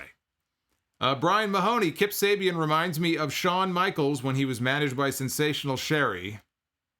I don't know about that. with far less talent, but I see why they have faith in him and why they think Miro can help him. It was one swing and a miss. Brian Barsoon put this towards the dive counter. I thought that it was a great show. Darby had a great sell on the Stark Spear. By God, he broke him in half. Yeah, he sold the shit out of that spear. So I'm really looking forward to that match. You know, the kind of the way that Darby Allin and Sammy Guevara had what I thought was the second best match on the Revolution card back in February. Feels like a lifetime ago now, that pay-per-view. But those two guys killed it on that show. And I think we could get a similar kind of match next week between Ricky and Darby. So I am very much looking forward to that. Let us take a look here at what you guys thought of the show tonight. The AEW show, as Nakamura dances on my Twitter poll. Get the fuck off my screen. Shinsuke. Hey, get out of here. Look at this guy. Thank you. 77, roughly 77% thumbs up and 23% thumbs down with just under 1,000 votes in. It's a little less than usual. A little less than you. We usually have more votes by this point in on the poll. And let's take a look at the NXT poll. And the NXT poll... Oh, wait, whoops. That's not the NXT poll. That's not the NXT poll. That's the Monday Night Raw poll, everybody. Look at it. I want you to look at that. Now that CM Punk is blocking it. Give me this. Give me this. Hide that super chat. Look at that. Look at that Monday Night Raw. Look at that and laugh. I haven't done a Raw poll, by the way, in probably 2 months. I decided to do one on Monday night when that show is over because why the fuck would I not? Look at that. 15% thumbs up, 84% thumbs down. Look how many votes we got in that poll. You don't think people were upset about what they saw Monday night? 4,100 votes. Look and laugh, everybody. Point and laugh. Talk about a shit. I was talking about the opening match tonight. You talk about a shit show. You wait. You wait until my stream tomorrow when I get into the Clash of Champions predictions, and you wait until the podcast on Sunday. That's what you need. You guys need to wait for that. Let me get the NXT poll up here. Let me get the NXT poll up. Here we go. Here's the NXT poll. Here's tonight's show. We've got 62% thumbs up, 37% thumbs down. It just feels like that's kind of in range with what NXT would typically do. That's kind of what I would have expected. I will be watching NXT tomorrow and talking about it this weekend. So any of you guys want to vote, you guys know the place to go. Place to go to vote is at Solomonster on Twitter. And you guys can cast your vote and let me know what you thought of the shows tonight. Let me just get to a few more super chats here. Again, I read everything you guys send me, and I appreciate you guys. When you do support the show in that way, it means a lot. Really, on YouTube, it's the most direct way to support, is through the super chats, and you get to ask your questions and send in your messages. Prince Walker. Have not watched yet. I love answering questions. Have not watched yet, but got to ask what I ask every week. Did you watch the Dark Order segment on BTE this week? They had Sue. Yeah, well, the one with Sue I saw. I did see that. The one where Sue walks in and Brodie flips out and says he didn't like your fucking cooking or what. That I saw. That was great. That was great. Colin Adam, I want to see Anna Jay against Penelope. In a wrestling match? Got to be specific here. Dry chicken without flavor. Cody with black hair, to me, it looks very symbolic. In what way? You told me it looks symbolic, but symbolic in what way? You got to specify here. I'm a dummy. You got to break things down for me. Amari Johnson, after seeing superior 2-hour shows on Wednesday and Friday, I wonder if the real reason why WWE won the war was because Nitro was 3 hours and Raw was only 2. That is a very good point.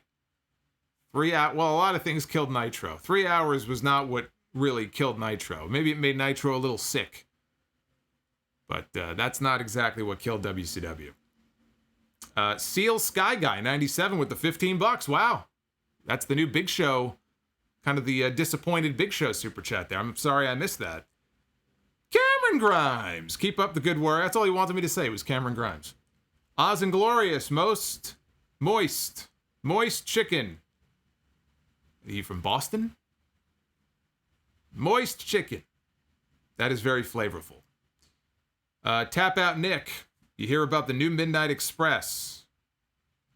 I heard about the new Midnight Express, and I think Jim Cornette has filed some kind of a cease and desist against AEW for Joey Janela and Sonny Kiss calling themselves the new Midnight Express. Well, look, if they don't own the trademark or the copyright or whatever, then they can't use it. It's simple as that. Edwin, actually, after what we saw tonight in that match, I wouldn't want them using that name anyway and soiling the good name of the Midnight Express. I could see why Cornette would file the cease and desist. Edwin Cardenas. My grandma watched the main event with me, and I could not convince her that they were not trying to kill each other. Well, that is because your grandmother believes in kayfabe. And I wish we had more of that in wrestling. Brian Hill with the $10. First time, long time, fan for 7 years. Keep up the great work. Rest in peace, Road Warrior Animal. John R. Let's see. John R. Been trying to send a super chat on my main account. I think I am banned because I've been trying to send this for a couple of weeks, but I can send to other channels just fine. I have no idea why you would be banned. But drop me an email. We'll see if we can address that. Drop me an email or hit me up on Twitter. Duran Berry with the 5. Thank you. Naif Al-Safar. Always good to hear from Naif. Dried chicken without flavor. My G1 Climax 30 final prediction. Oh, here we go. This is what we were building to. His prediction. Jay White against Sonata. Jay White wins the whole thing. Kenta and King switch briefcase brothers. Kind of a bold prediction. I like it. I wouldn't go with that as my pick, but I like that you actually finally made a real prediction. You actually narrowed it down. I'm proud of you. Off Leather Wings, would you rather watch WrestleMania 50 or WrestleMania 100? I don't know how to answer that question. I don't know. I don't really want to watch either one of them right now. I'm not sure. Are we even going to get a WrestleMania 37? That's the question. We'll get one. I just don't know where it's going to be. John, will we ever get more Alvin Solomonster segments? Oh, you never know. Alvin and the Chipmunks. And nothing worse than dried chicken. It's 4 a.m. in England. But before I nod off, I thought I would say hi. Keep being you. It's scary times in England. 6 months more restitution. Yeah, hopefully everything works out over there. Aren't things going back on lockdown, I think? Is that what's going on right now in the UK? Nicholas Terrell. What happened to the Nyla Rose with Vicky Guerrero push for the women's title? We'll see that. I think they're the victim of just not having enough TV time. And if they're not in contention to be the next match for Shida, this Thunder Rosa thing kind of came out of nowhere. And I think if it wasn't for Thunder Rosa being brought in, and it was Kenny Omega who made that recommendation, so thumbs up to Kenny on that, then we probably would be getting Shida and Nyla right now, would be my guess. But you only have so many segments on a TV show. They need that second TV show, and then I think some of these people will start to see more of them. Carlos Lugo, I love JR as much as the next guy, but with him calling the wrong show, wrestler, and move names, when do you think he should hang the gloves up? That's a Tony Khan call. You know, JR has good nights. JR has not so good nights. He's been doing this a long time. He's still better than most. There are still announcers right now, younger guys doing it in wrestling. I would much rather hear JR than some of them. I won't say who they are, or I'll hurt their feelings. But JR has had, he's had some off nights. And I've talked about it. You know, I've talked about things that he has said that just make me scratch my head. There are nights where I listen to him and he sounds completely disinterested in being there. But then the next week, it'll be like he's got an extra pep in his step and he's got a certain energy that he didn't have the week before. I don't know. Maybe it's just, again, he's getting older. But then again, he also shits on some of the product. he shits on some of the same things I do now with the dives and everything, but there are times where he is actively shitting on the product while they are on the air. That I don't like. That is not something that I would approve of if he were doing commentary for my show. I find that to be a little strange. Sometimes that comes out a little too much, a little too honestly on commentary. Brian Mahoney, you and I have very different views and opinions, and I disagree with you a lot, but still a big fan of yours. Well, that's how it should be, right? We all have disagreements, we all have different opinions, but at the end of the day, we're all still wrestling fans, right? We're all still wrestling fans. Even if I'm right and you're wrong, but that's neither here nor there. That's neither here. I can't say that. I don't know which opinions you're talking about. Kelly Sullivan, can we at least agree that show on Monday night was a shit show? Can we agree on that? Because if not, I don't know that we can talk to each other anymore.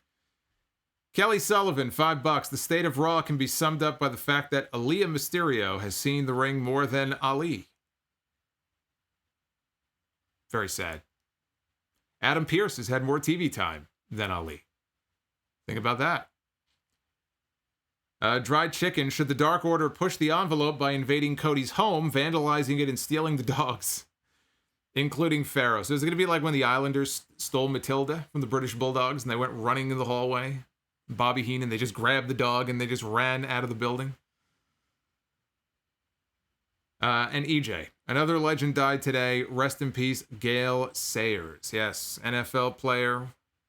77, I believe he was. 77 years old. I heard somebody make the comparison earlier that he, in football, was kind of like what Sandy Koufax was in baseball. And I thought that was actually a pretty good analogy to make. You know, it was a relatively short period of time, but the impact he had, you know, he was a big deal. He was a big deal back then. So what I'd like to do now with the remaining minutes that we have, and again, if more super chats come in, I will be reading them. I will read everything that you guys send to me, but what we can try to do right now is take a few calls. I don't know if we might have Rican Son calling in. He had told me last week he was actually going to be in attendance at the show tonight, so the lines are not active yet. If you're trying to call in, there's a reason why they don't work, but I'm going to open them now, and just give me about a minute here. We'll open the lines up, and if you guys want to call in, you could try. You could try calling in, send a super chat in if you have questions. Now's the time before we end to get them on in. And right now I'm going to mute myself so I can dial in to the console, and I'll play some music for you guys. But I'll stay on screen. I'm not going anywhere, so give me a minute and we'll get to your calls.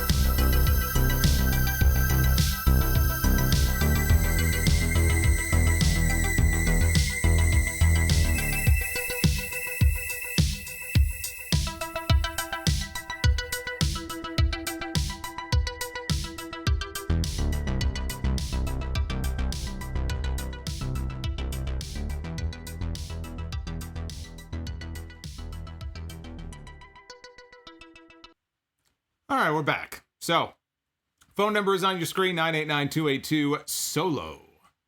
That is the phone number to call in. Hey, Thomas, or Tomaz with the super chat. I really do think Eddie Kingston gets it. He sells wrestling like no other. The face he made when he realized he got choked out and lost out of desperation was great. It's almost as if Eddie Kingston has been doing this for 18 years. It's amazing. Eddie Kingston's been around the block a while. He knows what he's doing. He's a veteran. And he, look, there's obviously he's limited in what he can do in the ring. You're not going to get a flashy match out of an Eddie Kingston match. But he's a brawler. He can tell stories with his facial expressions. He'll trash talk guys in the middle of the match. And I just thought it was really cool to see him get that moment tonight on the show. So I was happy for him. I really was. I was happy to see him out there getting his moment. Let's go to 657. Hey, how's it going? Good. I just have to say, I don't know if Joey Janela and Sonny Kiss saved Tony Khan's family from a house fire or something. Burning building. Yeah, they rescued them. I don't know how they continue to get on TV, but I thought Miro looked great physically and slamming Janela. I thought the FTR thing was okay. The main event didn't do much for me, but it was nice to see Will Hobbs. But overall, in my opinion, I just feel like tonight was kind of a miss for them. I really don't know what to think, because I think my main issue with AEW, and I don't know if you'll agree with this or not, is that I feel like a lot of their competitors are just not smooth or they're sloppy for a better word. And I just get really turned off by that. I don't know if you agree with that or not. Well, I mean, they have a lot of people who are not necessarily the most experienced. Yeah, even somebody like an Anna Jay.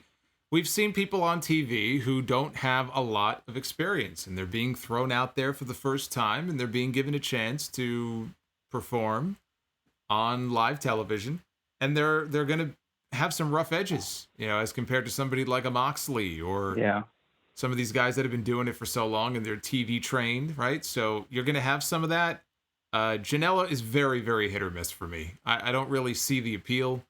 I know he does a good job of promoting his own shows. I hear about his, GCW shows, and he does a good job with that. This doesn't do anything in the ring for me. I don't really see him as a big star, and I think that, him being slotted where he is kind of makes sense as far as in that middle area of the card.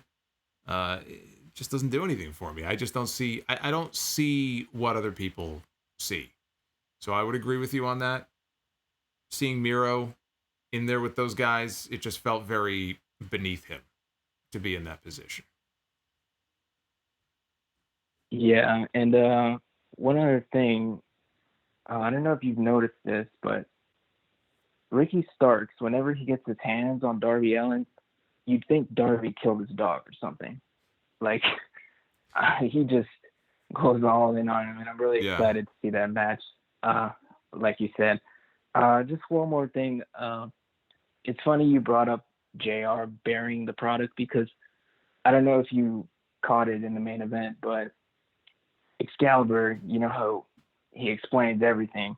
He was explaining that Eddie Kingston's gear was inspired by Kawada and by something.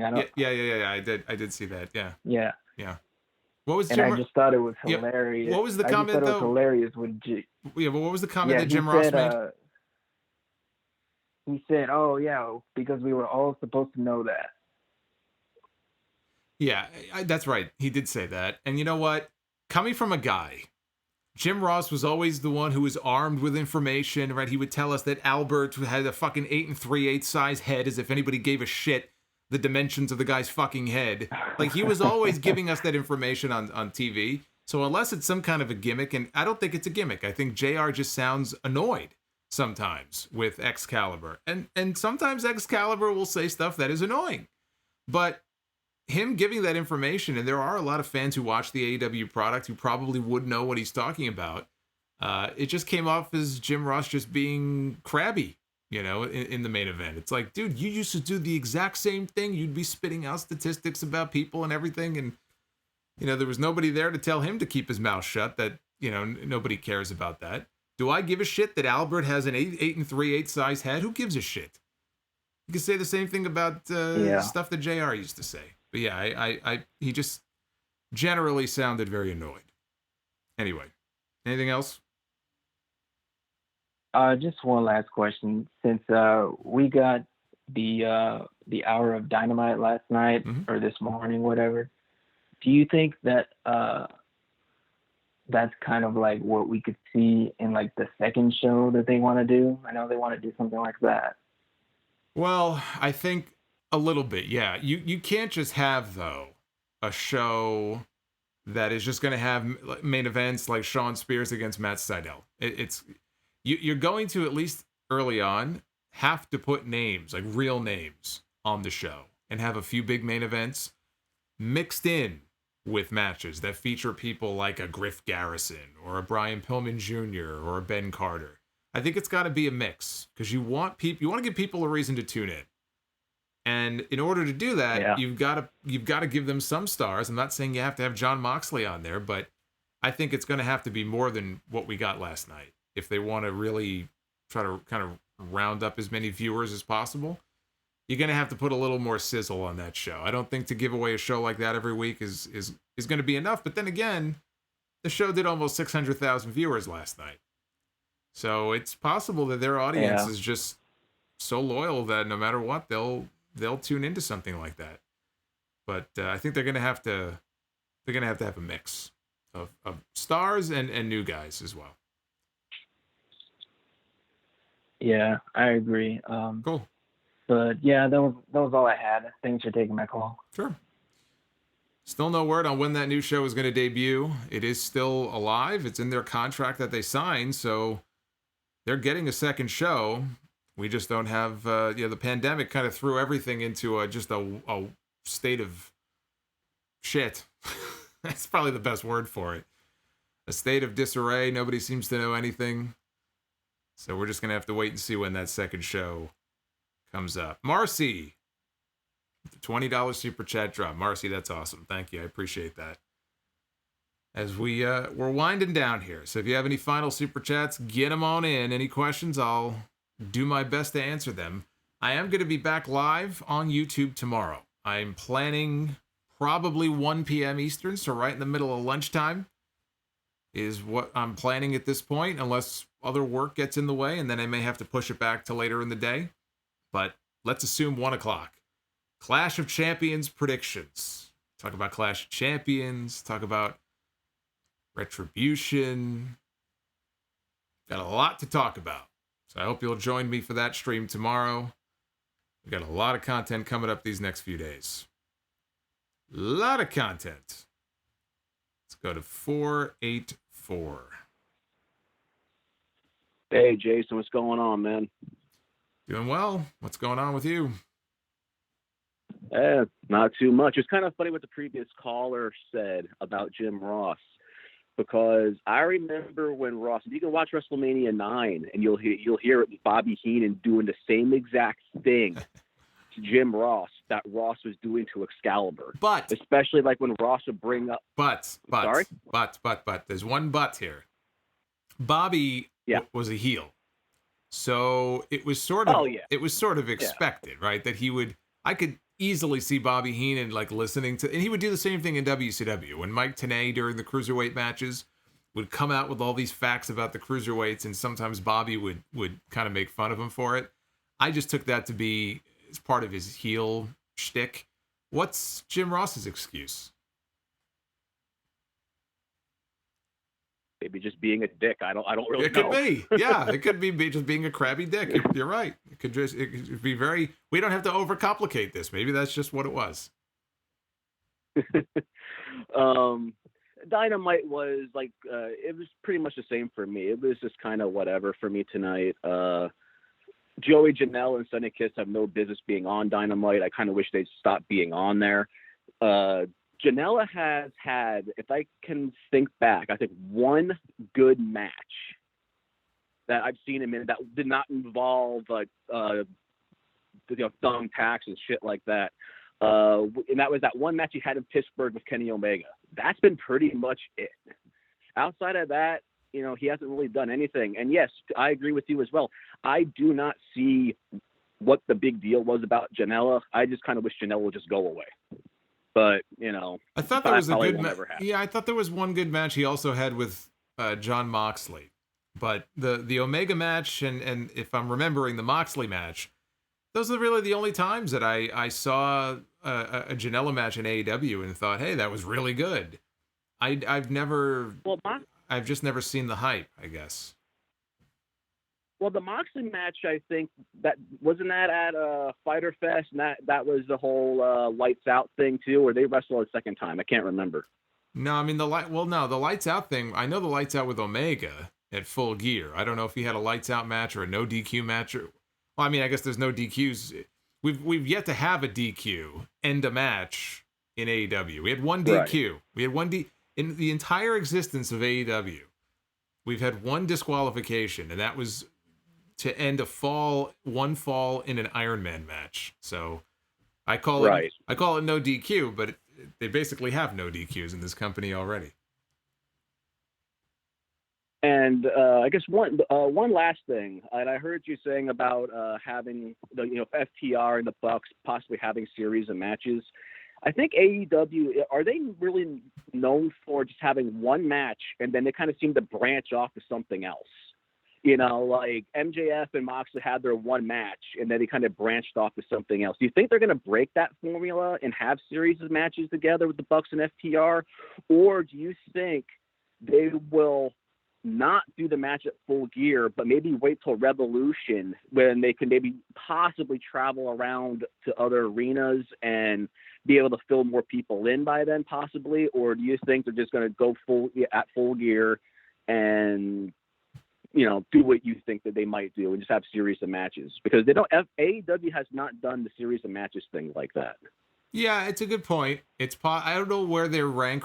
What do they rank right now in the tag team rankings? I'm not sure if they're number 2, number 3. I don't know where they rank. If they follow the rankings, it's possible that they have to work their way up first. So you may be right. If they want to drag this out, then they could try to drag it out until February, I guess, and do it there and play out this story with the Bucks acting heelish. They're not heel. The Bucks are not going heel.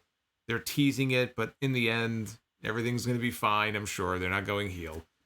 FTR's already heels, right? So they're not going to do heel versus heel. So maybe they just let that story play out a little bit more. And then in the meantime, the one thing that they don't have to worry about, they have a ton of tag teams in AEW. So if they wanted to extend this out a little bit longer, I'm sure you could find 2 teams, 3 teams even, that you could kind of kill time with. So you may be right.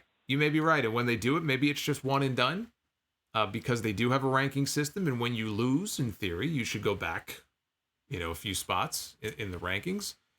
But I just feel like if they were going to break that rule and do it with anybody, it would be with them, because they've teased this out for so long. Like I could see them having a best of whatever series. Like if they were going to do it, it's going to be those 2 teams, because this is the match they've both been waiting for years. I don't think it's going to be enough for them to just work one time together and then move on. They're going to probably want to work 2-3 times. So that's why I thought maybe the first time is November, and maybe they can drag that out for a couple of months. But you may be right. They're pretty good about not really dragging things out the way that WWE does. I mean, now that I think about it, I guess they kind of are breaking that rule a little bit with Brodie Lee and Cody, because they're kind of coming, even though that doesn't seem like it's going to be a title match. I think it's just going to be a straight out grudge match from what it looks like. I could be wrong on that one as well. I'm not too sure. But here's another question for you. Do you think that they're pushing back the whole AEW version of the 4 Horsemen thing? Because Cody hasn't done the 4-finger thing at all for a while, even before the Brodie Lee squash. So I don't know if they might have changed their mind off of that, or maybe backing off that a little bit. No, I think Cody being gone maybe just delayed things a little bit. Cody was doing it before the Brodie Lee thing. It was within a few weeks, I think, was the last time I saw him do that. I just think they put it off for a while. I mean, they've been teasing it out for so long, I don't think they would have just dropped the whole thing. So I think it's just kind of on pause, and wherever it's going to go now that he's back, and then we'll see how things play out with Hangman and Omega, because I would think one of them perhaps would even, well, I don't know. I mean, I don't know that Omega or Hangman even need to have anything to do with a group like that, frankly. So we'll see. I mean, Cody's back now. If they're gonna get back to it, we're gonna know within a few weeks.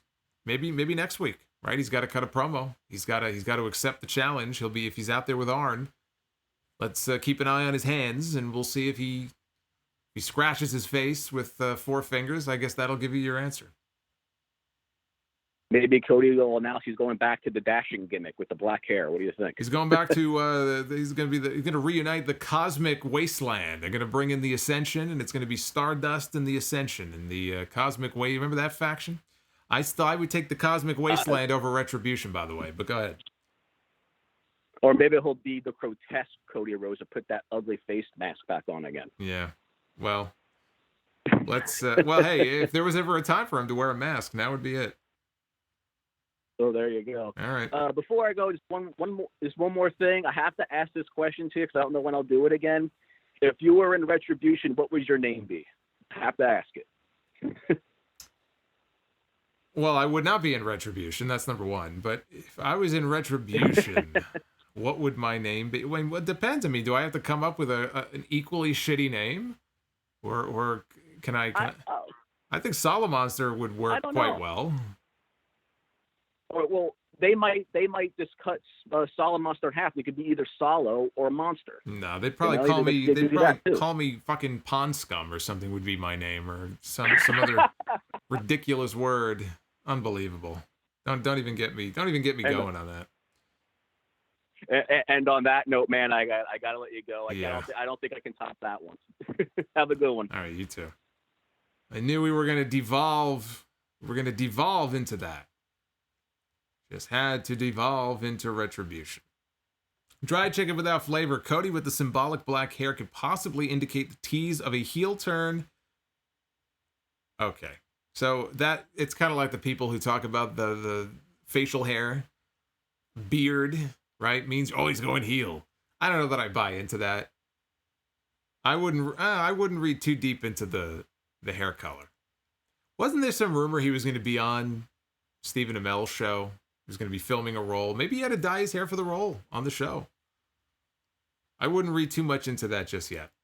Off Leather Wings, comparing indie Joey Janela to AEW Joey Janela is like a superstar going from NXT to the main roster. While it is possible I have not been exposed to enough of his independent work to make a fair judgment of Mr. Janela, but I will tell you what I've seen of him in AEW, aside from maybe 1 or 2 matches in the last year, is nothing that I'm overly impressed by. We'll leave it at that. Let's do 845. What's your question? Hey, Solomonster, how are you? Good, how are you? Good, man. So I'm going to take you back a little nostalgia. When do you think we're going to see the Pentagon of Lucha Underground, like, unleashed on AEW? That's what I'm waiting for. I just want to see Pentagon go out there, just break arms, go after Moxley, just that badass, dominant person we saw in Lucha Underground. I don't know that we are. It doesn't look good. I mean, they've got a lot of other people they're focused on right now, and they've got him locked into that tag team role. I think if it's going to happen, it's going to be a while, I think, before we see it. And I don't see them going back to the same, like, arm breaker, because then it would just be a copy of what he did in this other promotion. So him getting a singles run, I'm all in favor of, but I don't see it happening. I don't see an opening for him, really, anytime soon. They seem to have their people that they're kind of building in the top of the card. But I do miss that Pentagon. Pentagon Dark. Remember Pentagon Dark? When he went even more evil. It's like nostalgia, man. It's great. I really, there are times when I think about Lucha Underground, I'm like, man, I missed that show. It was consistently great. I was going to, like, mess with you. Yeah. I was going to mess with you and say the one thing I wish I can change AEW is the fact that they don't have general managers, but I was like, no, let me not mess with him. No. I mean, but no, but also, this is the best manager I've ever seen. I don't want to nostalgia again. Dario Cueto, I mean, was like the best general manager I've ever seen in a wrestling show. That's just hands down. He was the best. It wasn't even a general manager. He was, what was the word they used for him? Oh my God, there was a word. There was a word that they used for, not benefactor. Oh, maybe somebody in the chat. He was like the owner. He was the owner, but there was a certain word they used to describe him, and I just can't remember what it was. It was like a long word. He was just great, though. He was. No, he's one of the characters I miss the most. I've seen him pop up on other TV shows because he's a character actor. So it's always cool to see. I saw him on Curb Your Enthusiasm last season. I'm like, hey, it's Dario Cueto. But like, he was the perfect authority figure on a wrestling show. And now that we don't have that anymore, I mean, you're right. I still don't think we need one in AEW, but if they were going to ever bring him in for something, I would make an exception because he was just fantastic. I would make an exception for him. Now, I'm going to pick your brain. I don't want to take up too much of your time. If there's one guy, actually, I mean, if there was two guys I would bring to AEW, I think one would be Killshot. I don't know what he goes by now.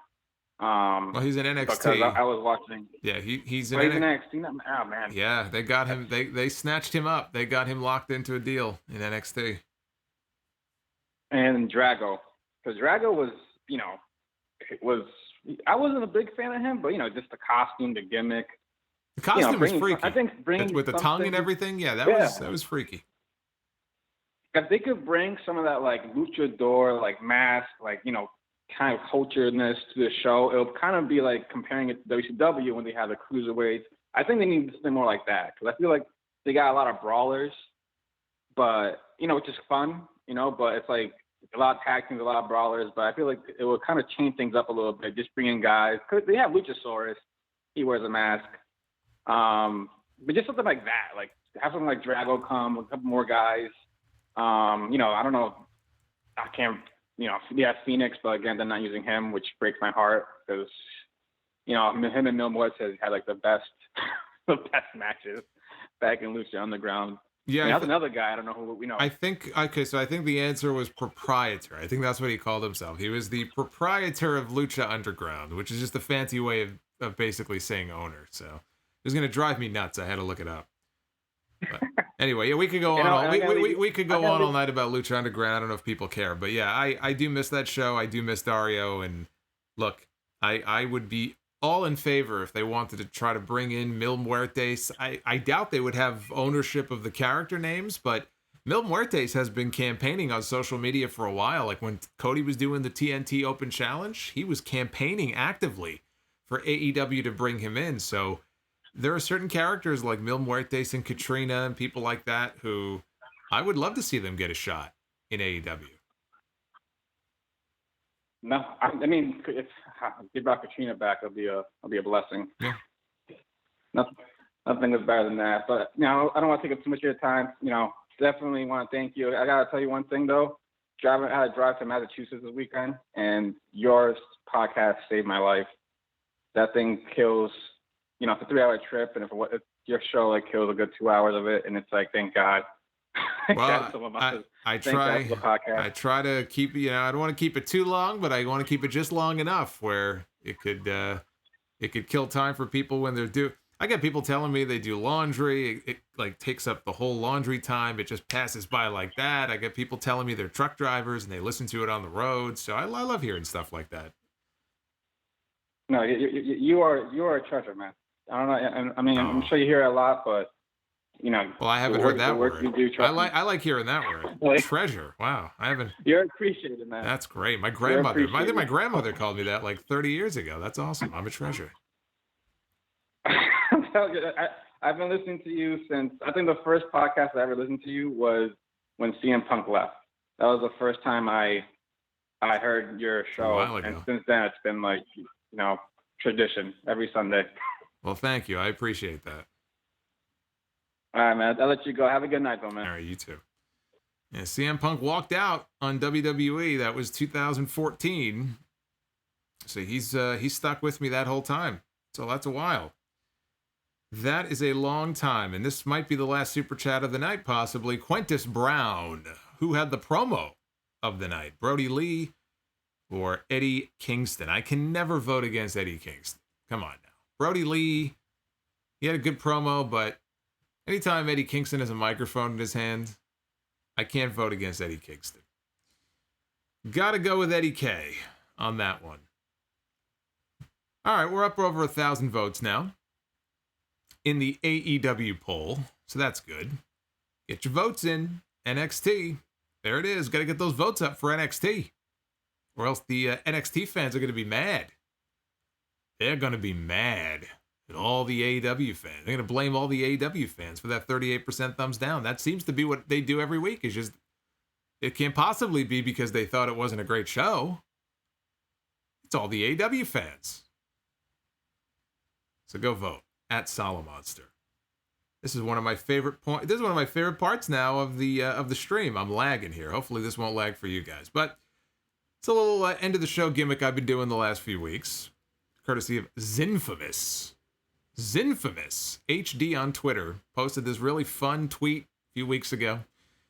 And what we're gonna do, we're gonna play the GIF, and the GIF is gonna stop 2 different times, and whoever we land on, that is our WrestleMania main event. This is how I have been ending the streams. Want to see what our WrestleMania main event is going to be next year. So let's take a look. Let's take a look at who the first half of the WrestleMania main event is going to be in 2021. Aleister Black. You know, Aleister Black could have been a WrestleMania main eventer by next year had they played their cards right. But these people don't know what the fuck they're doing. So it's going to take them a little longer to get there. It's going to be a while. It's going to be a while before we see Aleister Black, I think, in the WrestleMania main event. But let's see who his opponent is going to be, shall we? Let's see who his opponent is going to be. T-Von Dudley. Well, there it is, folks. WrestleMania, your main event. Get ready. It's going to be a barn burner. Aleister Black taking on T-Von Dudley. Well, hey, T-Von Dudley already works for the company. T-Von Dudley is an agent backstage in the company. Well, get ready, folks. I just booked your WrestleMania main event. Aren't you happy? Aren't you glad I'm the booker? T-Von Dudley against Aleister Black. I just love how random that is. It's just completely random. Totally and completely random. I love it. I love it. Thank you for all your support. I'm going to be back with you live tomorrow. So in less than 24 hours, probably a little more than 12 hours, around 1 p.m. Eastern. I'll put the page up a couple of hours before. We'll do some live streaming, right? You'll have some lunch. You'll have your salad, or you'll have your sandwich. You'll have your bagel. Catch a quickie with your girlfriend. I don't care what you do. If you do, by the way, put your AirPods in. She won't mind. And you can listen to a live Solomonster stream talking Clash of Champions predictions. That's tomorrow. Back with you for episode 671 on Sunday. And then, of course, Sunday night right here for the Clash of Champions recap. And I'm going to be hosting the Wrestle Rumble contest. Go to WrestleRumble.com. Pay $1. You could win 8 belts. 8 for 1. That's a hell of a ratio. And I get to pick the winner live here on the air on Sunday night. So be well, stay safe. Thank you all for your support. All the mods in the chat, I thank you for all your work. You are awesome. Hopefully one of you at least can join me in the afternoon tomorrow, I hope. 1 o'clock. Come on in. Help me moderate things. And I'll see you guys tomorrow and again this weekend. Until then, take care, guys.